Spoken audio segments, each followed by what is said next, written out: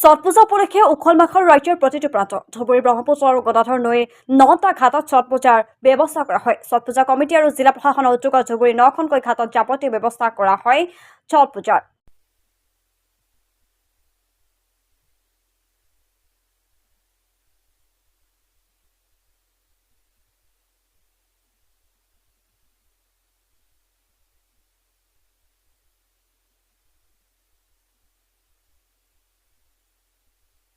ছট পূজা উপলক্ষে উখল মাখল প্ৰতিটো ঘাট। উল্লেখ্য যে পূৰ্বে হিন্দু ধৰ্মৰ বিহাৰী সম্প্ৰদায়ৰ লোকসকলে পূজা কৰি আহিছিল যদিও বৰ্তমান বঙালী সম্প্ৰদায়কে ধৰি হিন্দু ধৰ্মৰ বিভিন্ন সম্প্ৰদায়ৰ লোকসকলে পূজা কৰি আহিছে।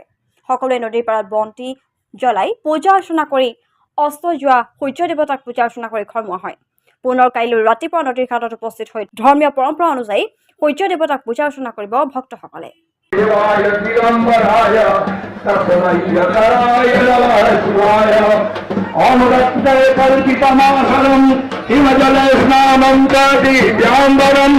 এইটো সূৰ্য ষষ্ঠী পূজা বুলি কওঁ, সেইটো সূৰ্য ভগৱানৰ ভনী বুলি কওঁ।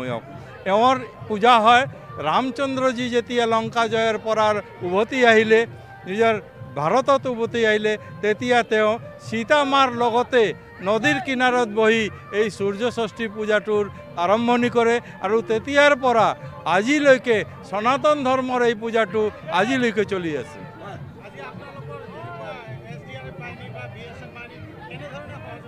এনে সহযোগ প্ৰতি বছৰৰ দৰে দিনে দিনে সহযোগটো বাঢ়িয়ে আছে। তেওঁলোকৰ প্ৰশাসনৰ পৰা আমি যিটো সহযোগ পাইছোঁ সেইটোৰ কাৰণে আমি তেওঁলোকৰ আভাৰী। আজি ধৰক ধুবুৰী টাউনৰ মোটামুটি ক'বলৈ গ'লে 50% মানুহ ইয়াত আহি পাইছে। বিভিন্ন ধৰ্মৰ মানুহ ইয়াত মোটামুটি 20,000 মানুহ ইয়াত আহি। ইয়াৰ নিয়মটো বহুত কঠিন।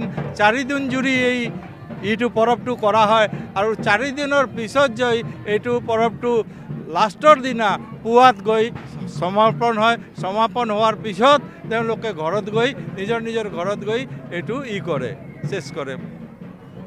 এই যে ছট পর্ব, ছট পূজা কমিটি এই যে ছট উৎসাহ করে और नाना ধরনের বিধি দিয়ে पकवान যা যা লাগে সব নিয়ে ওইখানে সূর্য ভগবান को মানে অর্পণ করে। হ্যাঁ, ছট পরমেশ্বরী को অর্পণ করে। 2টা ভাই বোন, হ্যাঁ, এইটার পূজা রামচন্দ্র করেছে। রামচন্দ্র সূর্যবংশী লঙ্কা জয় করার পরা ওইটা আসিয়ে এই ছট পরমেশ্বরী চলিয়ে সূর্য নারায়ণ পূজা করেছিল। তখন থেকে এই পরম্পরা তখন থেকে চলে আসতেছে। বিশেষ করে হিন্দু করে